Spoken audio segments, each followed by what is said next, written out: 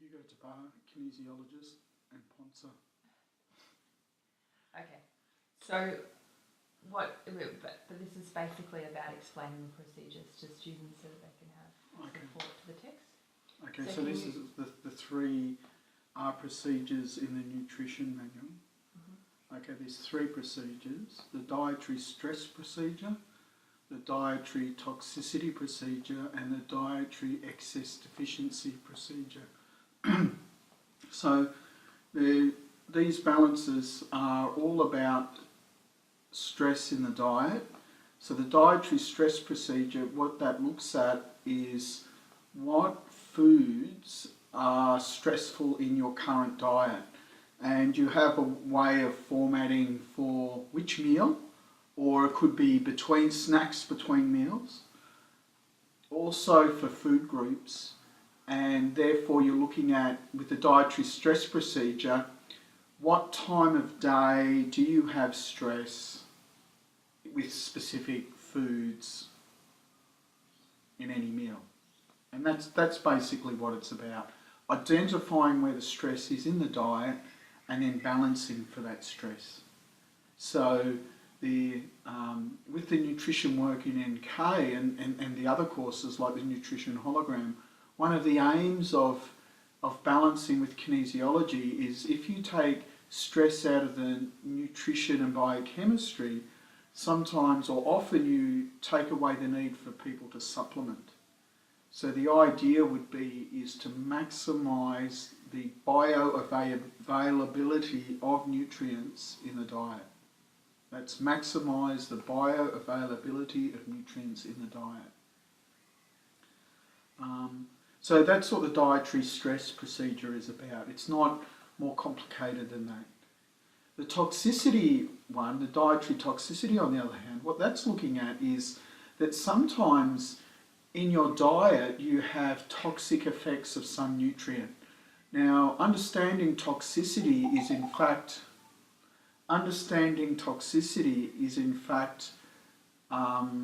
meaning there's too much of something. So for example, if you take copper, we need copper as a cofactor for some enzymes in the Krebs cycle. Therefore, not enough copper in our diet and we can't produce energy. But if we have too much copper, you can die. So toxicity, in fact, is too much of something. Deficiency is not enough. So when you're balancing the toxicity balance, this is looking, is there any nutrient that is having toxic effects within the body from your diet? So often this would be more targeted on things like ions or cofactors such as copper, zinc, or even fat-soluble vitamins can have a toxic effect if you have too much of them. So in the dietary stress, you're just looking at all of the nutrients and what the state of stress on each of the nutrients is, and then balancing that to increase the bioavailability. Exactly, and then you're also looking at where it's affecting it. Towards the end of the balance, you'll notice there's some sections on check which organ or gland or muscle. So it's looking at where the stress in the diet from that nutrient, what effect is that having within the body. For example, you mightn't have enough, there might be stress on iodine, for example, in your diet, and that shows up as stress in the thyroid gland later on, and so you're including that as part of the balancing pathway, the effects. So at the end of it, you're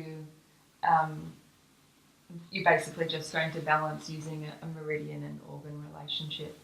Oh, not necessarily. You balance whatever balancing technique. That's just an example of where. So what should you say to your client if, just say that the iodine did come up? Likely that when I did this, pretty much every nutrient came up as a stress for the person. Look, remember, you always have to think what you're doing with kinesiology. Kinesiology is a stress management system. Formats are stress indicators or stress identifiers. They tell you where stress is. And then you use stress diffusion methods and balancing to help remove the stress. So if you've got stress on iodine in your diet, the balance removes stress from that. The healing and the effect in the body is always taking place within the person. So what you would tell the client, you don't tell them that they haven't got enough iodine, that they need to supplement iodine. You just tell them that there was stress on the iodine in their diet. That's all you can say with kinesiology. And if one of the balancing techniques is to use diet, Mm-hmm. how would you use that? Well, that's when you would ask them to adjust their diet.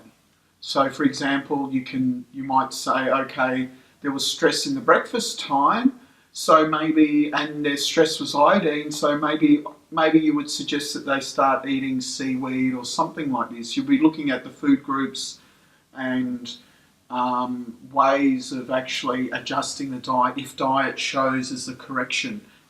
What that's saying is the actual correction of the balance is adjusting the diet. Okay? It's not always the case. So otherwise you can do some nutrition balancing or physiology formatting, which has some balancing techniques that are very related to this topic, and that's why they're mentioned there. But you could use something else. You don't have to use those. I know people that have used chakra balances, emotional balancing could show up because they're using food as an emotional support, which is common. So any kind of balancing technique that shows is fine. Can you make a comment when, for example, the food group is water? Mm-hmm. Okay, so food group, water is not actually technically a food group. I just added it because I think, and called it a food group. That's something I did because I think it's very important, as our body is something like 60% water and 2/3 of that water is intracellular. And so hydration is about making sure we've got enough water inside our cells. That's dehydration is there's not enough intracellular water. That's what dehydration is. And so therefore it's saying that there's stress on the water in our diet. Maybe we're not drinking enough. We're talking about water. What was the last thing I said? I think I said about... So hydration is about, as I want to re-summarise, hydration is about having enough intracellular water. So if food group, water as a food group shows, saying there's stress on your dietary water, what does that mean? Well, it means the water you're drinking, basically. And so we absorb most of our water through the large intestine, and so there you would look at, you know, whatever shows up within the balancing, that water is the food group, you know, and there's stress on your dietary water, and that's what it's telling you. So just say that the diet comes up as the correction technique. Mm-hmm. Would you then revisit, even though, say, it came up, snack between breakfast and lunch and water being an issue? Mm-hmm. When it comes to the correction, would you then go and re-find a new meal and a new food group, or? Yes, I would. Yeah. Like, for example, if water shows up as a snack between breakfast and lunch, that's telling you what that means is when it says snack between, it means is that time between breakfast and lunch. So maybe there's stress in the morning intake of water, or you're not drinking water and your body's saying, well, we need it. So when you go to revisit, as a correction, even though the stress is there, it might say, well, you should actually drink more water before breakfast, and that's actually going to take out the stress after breakfast. Do you see what I mean? So the first one's telling you where the stress is in your diet, your daily diet. The correction may be in a different time and a different food group, because that's how you're going to affect the change in the other time and other food group. So it allows you to keep your options open. And remember, you know, in NK I have a saying, whatever works, whatever shows. So keep your mind open. Anything's possible. And the same with when you go to find a specific nutrient, would you be looking for just one? Or would you be looking for a few, or would you revisit the third stage stresses?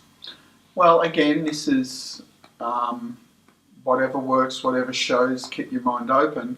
But, you know, we generally work on, I have a theory I call of parallel vibrations, that you might have a number of things that are vibrating in a stressful state, but finding the priority will change most of them. So I tend to work with a priority to affect one, but it is possible there could be more than one, and you would need to test for that at the time. Okay, so let's move on to the dietary toxicity. Mm-hmm. Can you explain the purpose of this balance? So the purpose of the, as I mentioned before, the purpose of the dietary toxicity balance is looking at is there stress on too much of something. So an example of dietary toxicity is copper, for example. So copper is necessary cofactor for some enzymes in the Krebs cycle, but too much copper you can actually kill you, and you can die from copper poisoning. So toxic levels of copper mean there's too much of something. If you take mercury, for example, mercury has no actual biochemical role in the body, so one molecule of mercury in your body is toxic.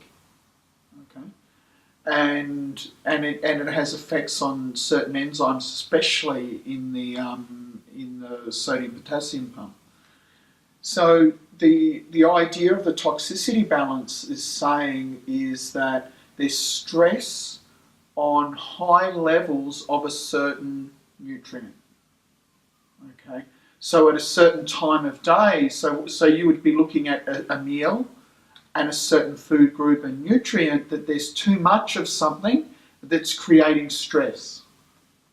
Okay, now, for example, it could be something that shouldn't be a problem to have that amount, but it is just what it means is at that time and space, that amount of that nutrient is there's too much of it, and that quantity is causing stress, and if there was less, it wouldn't cause the stress. Do you know what I mean? So you're looking at stress on too much of a specific nutrient. And that could be a pathological state, so it could be a mistake, but it's still showing as stress. And as kinesiology is a stress management system, what we're trying to do is diffuse that stress. So in this one, you only need to find the food group, which is the problem. Mm-hmm. Would then all of the toxicities, excesses or contraindications of the nutrients only relate to that food group? Can I have a look? Yeah, but you're still finding the nutrient. Mm-hmm. Yeah, so you're looking at the... so what's the point in finding which food group? Does then everything relate to that food group? Yeah. So with the dietary toxicity procedure, first you're looking at the food group. You know, it could be grains or meat or fish or whatever. And then you're looking at the nutrient. So you're looking at what type of food is that toxic nutrient coming from that's creating it. So all of the nutrient imbalances are relative to whichever food group came up. Exactly, because if you put the food group on first, then the next step, you know, with the idea of formatting, you've got everything's relative to what came before. So if you go and test the nutrients in the clear, they mightn't show, but you put a food group on, then they might show. So all the nutrients relate to the food group that showed before. So just say meat comes up Yes. as the food group, that's the problem. And then you're having issues, say, with some carbohydrates, and you don't, you know, Mm-hmm. how would you interpret that? Just say there was a... Well, so okay. So remember, we're talking about stress. So we're saying that when you eat meat, that the carbohydrate is showing stress with respect to the meat. There's carbohydrates in meat. Okay. And it may be because of the combination of nutrients you find in meat. Because remember, each food group has different combinations of the different nutrients in there. And so for each nutrient, you're going to find an excess, a deficiency or a contraindication for each nutrient. How then do you use that to understand the stress around the food group? Okay, so part of the assignment of the nutrition is you get a book, and in the other book, you have to fill out for each nutrient, you have to write out the excess, deficiencies, contraindications. So you create like a summary of that. So at that point, you would use the work you did in the other book as part of your assessment for that section.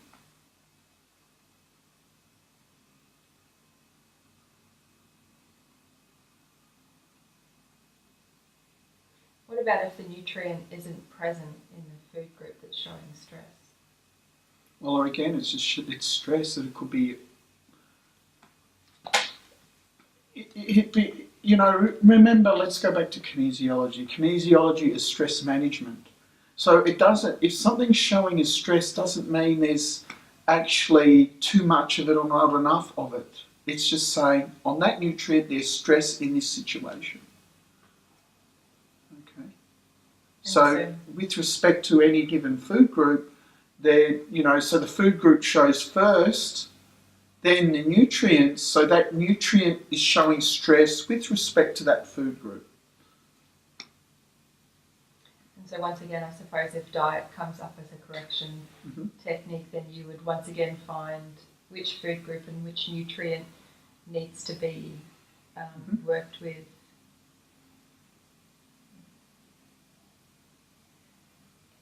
And at that point, would you discuss with your client increasing or decreasing?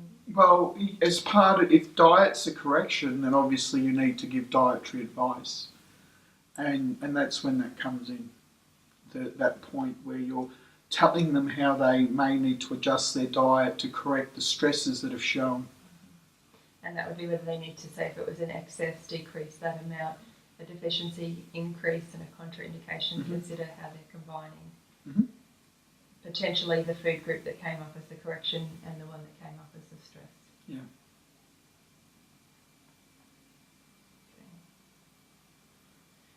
Okay. So then the final one, dietary excess deficiency procedure. What is the purpose or okay, so how is it different from the other? Okay, so this balance works on the, if you go back to principles of kinesiology and chakra hologram 2, where you've got the formation of chi. So in chi, you've got the so-called pre-heaven essence and the post-heaven essence. The post-heaven essence actually comes from our food and the air that we breathe, but mainly the food. So, and that's taken out in the stomach and spleen meridian, then passed to the lung where the air's added, and then that becomes chi. So this is looking at this balance is actually looking at the chi excess. When it says excess and deficiency, it actually refers to the post-heaven essence.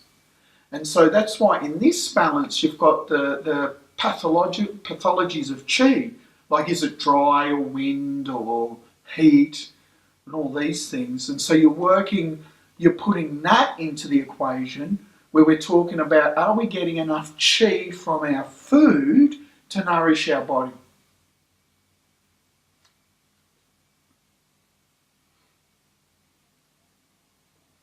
And just for the people that haven't done principles of kinesiology, when you're looking at nutritive chi or defensive chi, how could they understand that simply, of, which one comes up?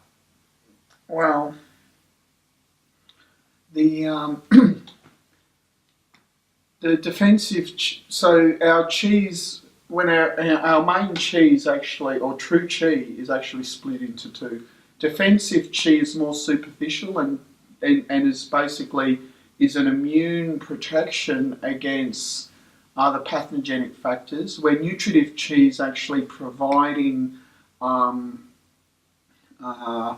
the nutritive chi is providing the chi as a nutrition or sustenance to our internal organs and glands. And I would suggest if people haven't done principles of kinesiology or chakra hologram 2, where we cover this, they should look at that, buy the manual, Principles 1 manual and read about it, or look in Machioka or something like this, and learn something about it, because at this stage I would expect people to understand a little bit about nutritive chi and defensive chi. So. Okay, and irrespective of whichever one comes up, they should find which meridian organ is the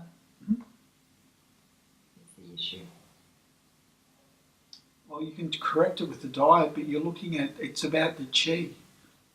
This is this balance. So it's not about, it's about we're not getting enough chi out of our food. And then you're looking at, with the nutritive chi and defensive chi, each type of chi is manifest in 3 different types of meridians. So you're looking at which meridians are deficient. So this balance is not so much about, it's about getting the chi, it's about the post-heaven essence, getting the chi out of our food. That's what this balance is about. So that's why those other things aren't in there that you find in the other balances. So you can correct it through the diet, but that's looking at, that'd be more like the correction like, hey, go and get your veggies from the farmer's market and not frozen veggies. Do you know what I mean? From Coles or Woolies or something. So it's really a meridian correction using food. No, it's not a meridian correction. It's about making sure, it's about getting, it's a balance about getting the nutritive, the post-heaven essence that nourishes our meridians. I wouldn't call it a meridian correction. It's more like a meridian balance.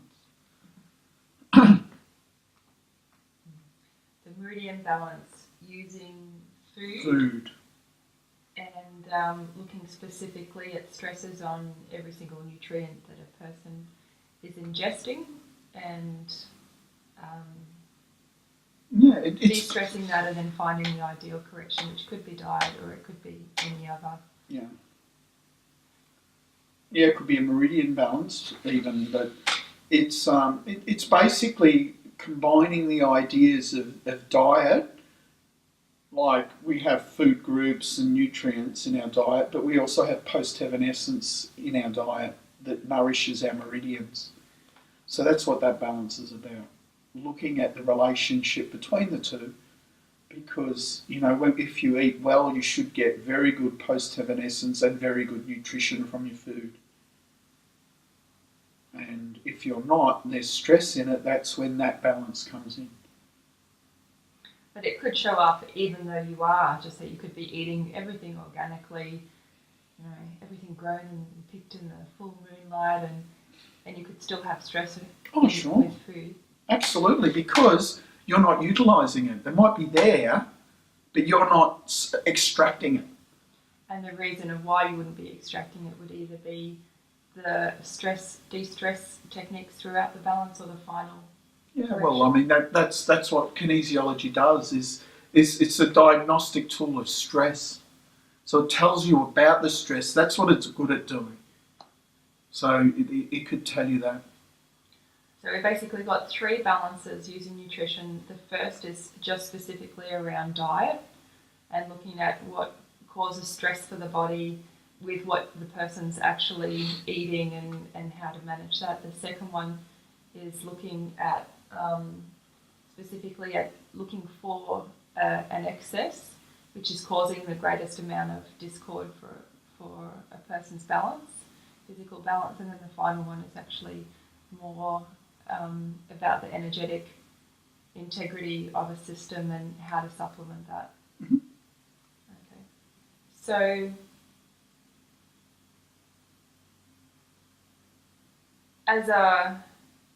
basically, how could it be used in a clinic? It could come up as a full balance procedure. It's a balancing procedure, and it's about using it. The way you should use it in the clinic would be to be able to work with people's diet and have some balancing tools that go along with their dietary requirements. And just say someone was doing, any other balance and nutrition came up as a technique, you could come in here and take bits and pieces.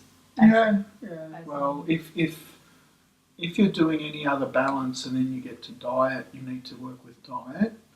This is a great way to work with diet. You've got 3 options, We access it through the diet mode times 20. Then you've got 3 options to test for, to see, is it the stress in the diet, is it a toxicity in the diet, or is there an excess deficiency of qi in the diet? And that's what you're looking at. And then it takes you from there. And so then you can say, okay, whichever one shows, this is what we need to work with in this situation. And you would expect, if you balance those nutrients, that optimal functioning, etc. Well, you would hope so.